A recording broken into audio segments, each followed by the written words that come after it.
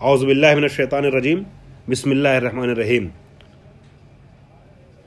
फ़अराहुल आयतल कुबरा फ़कज़्ज़ब व असा सुम्मा अदबरा यस्आ फ़हशरा नादा फ़हशरा फ़नादा फ़क़ाल अना रब्बुकुमुल आला।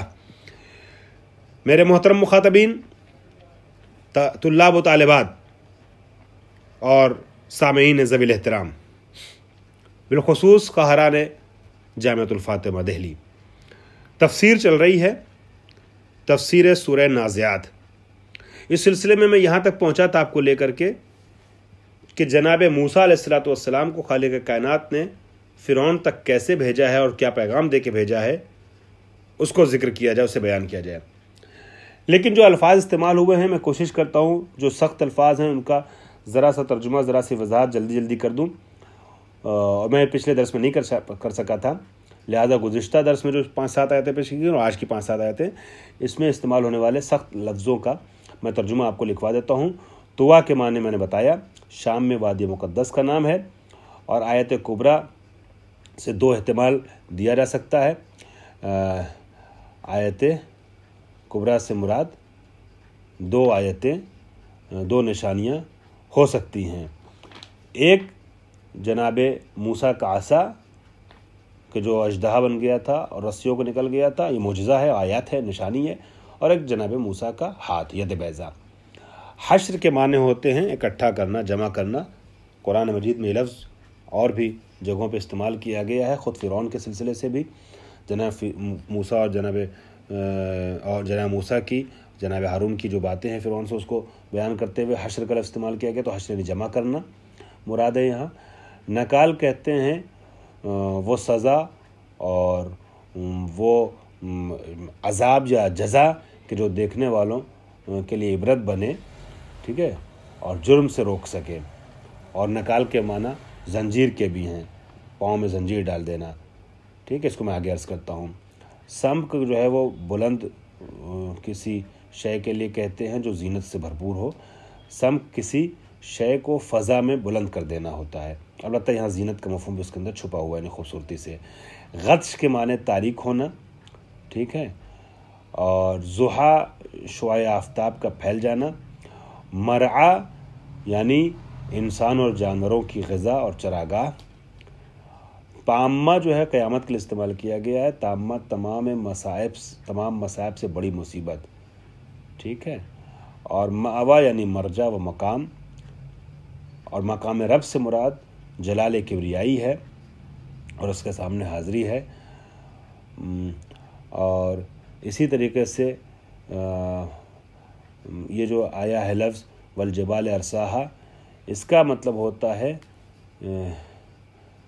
नहीं, मुरसाहा जो लफ्ज़ आया है उसका मतलब होता है मुरसा का कि किसी चीज़ के वक्त को मालूम करना, उसको बर्पा कब किया जाएगा, बर्पाई का वक्त क्या है। मुंतहा यानी मंजिल आखिरी मंजिल के लिए जो है वो मुंतहा को इस्तेमाल करते हैं। और ये अरसा के माने होते हैं गाड़ देना, नस्ब कर देना, ठीक है। इस तरीके से कुछ और अल्फाज हैं, मैं इंशाअल्लाह तर्जुमा करते हुए, तफसीर करते हुए आपके खिदमत में अर्ज़ करूँगा। तो मैं आज जो दर्स शुरू कर रहा था वो फ़अराहुल आयतुल कुबरा से, कि खालिक़ कायनात ने फरमाया हमने मूसा को भेजा फ़िरौन के पास कि वो तुग़यान पर उतर आया है, और जाके उससे नरमी से, मुलायमत से पहले कहो कि मूसा कहो उससे कि ए फ़िरौन, मैं तुम्हारी हिदायत करना चाहता हूँ, तुम्हें पाक करना चाहता हूँ। फ़अराहुल आयतुल कुबरा, और अल्लाह की निशानियों को मूसा ने दिखाया। किसे दिखाया? फ़िरौन को। वो निशानियाँ क्या हैं? कुबरा मिन आयात ही वहिया, उसकी आयतों में से आयत कुबरा को दिखाया। वहिया अलसा, वो क्या है? आसा है। और हिया वल यद यानी यद बैज़ा है, या आसा है या यद बैज़ा है। और हिया वल यद यानी आसा और निशानी दोनों है। आसा और हाथ दोनों निशानी है अल्लाह की। हिया वल यद यानी आसा और हाथ, यद बैज़ा। फ़कज़्ज़बा बिहा वसम्माहा सहरन, मगर फ़िरऔन ने निशानी दिखाने के बाद भी जो तागी होते हैं, तुग़यानगर होते हैं, कई बार हक़ाइक़ का इनकार करते हैं, इतराफ़ निशानियाँ आने के बाद भी हक़ाइक़ को कबूल नहीं करते। वही हाल फ़िरौन का भी हुआ। फ़िरौन ने क्या किया, झुटला दिया जनाब मूसा की निशानी को और उसको जादू का नाम दे दिया। वअसा असल्लाह तमर्रुदन, और बगावत करते हुए, तमर्रुद करते हुए, सरकशी करते हुए, तुग़यानी करते हुए अल्लाह की नाफरमानी की उसने। सुम्मा अदबरा अनिल ईमान अविल जन्नते, फिर उसने रुख फेर लिया। दुबुर कहते हैं पुश्त को, अदबरा यानी पुश्त कर ली। किसकी तरफ पुश्त कर ली, या ईमान से रुख फेर लिया या जन्नत से। मतलब जो ये सही बात है, राय हक से हट गया, सिरात मुस्तकीम से हट गया तो जन्नत को छोड़ दिया उसने। यसआ सुम्मा अदबरा यसा, और कोशिश करने लगा। किस चीज़ में कोशिश करने लगा, फी दफ़ मूसा, मूसा को रास्ते से हटाने के लिए, मूसा की मुखालफत करने के लिए, मूसा के दीन के ख़िलाफ़, मूसा के आइन के ख़िलाफ़, मूसा से जंग पे आमादा हो गया। और मुस्रिअन फिल हर्ब, ठीक है, मूसा अलैहिस्सलाम को रास्ते से हटाने के लिए, मूसा के दीन से लड़ने के लिए, मूसा से इख्तिलाफ करने के लिए, मूसा से जंग करने के लिए कोशिश करने लगा। फहशरा, बस उसने क्या किया, लोगों को इकट्ठा करना शुरू कर दिया। हशरा यानी जमा किया, जमा करना शुरू कर दिया। फी जम जुनूद ही व सहारते, सहारते है ना, सहारा, फौल के सहारतो सुज्जदा, सहारा यानी जादूगर, जमा कफरा है, जैसे कफरातिल फजरता है ना, वैसे सहारता। साहिरों को जमा किया, ठीक है, और अपने लश्कर को जमा किया। फनादा फीहिम, और जमा करने के बाद जब सब इकट्ठा हो गए तो मजमे में उसने ये ऐलान किया, अजीबो गरीब ऐलान, सरकशी देखिएगा। इंसान सरकशी करते करते इतना आगे बढ़ जाता है कि फिर अपने को रब समझने लगता है और मुनकिर रब बन जाता है। और न सिर्फ ये कि रब, बल्कि आप ये देखिए, जिसको अपना रब समझता था उससे भी आगे बढ़ गया। अजीब लताफत है। नासिर मुकरम शिराजी साहब इसकी तफसीर में बड़ी लतीफ़ बात कहते हैं। फ़काला अना रब्बकुमुल आला, वो कहता है कि मैं तुम्हारा रब आला हूँ।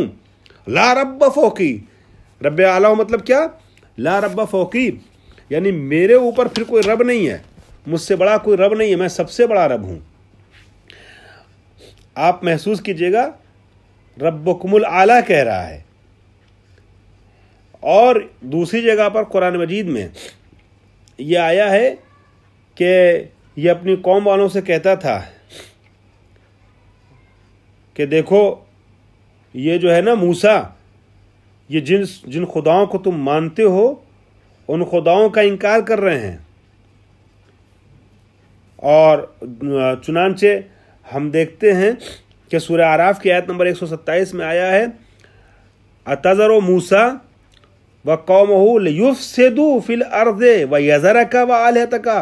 अब सबको जमा करके कहता है उस ज़माने के इंसानों से जिनके ऊपर हुकूमत कर रहा था कि क्या तुम मूसा को उसके हाल पे छोड़ दोगे ताकि वो फसाद बर्पा करे ज़मीन पर, और तुम्हें और तुम्हारे खुदा को अकेला छोड़ दे, तन्हा छोड़ दे, यानी इग्नोर करे और उनकी मुखालिफत करे। व आलिहतका यानी ये खुद, इसका मतलब कुछ लोग बुत परस्त है और बुतों को अपना रब मानता है, लेकिन सरकशी करते करते इतना आगे बढ़ गया कि अब यही फ़िरौन क्या कहता है, ये फ़िरौन लोगों से ये कहता है कि देखो मूसा को छोड़ो नहीं, वरना ये खुदाओं की मुखालिफत पे उतर आएगा।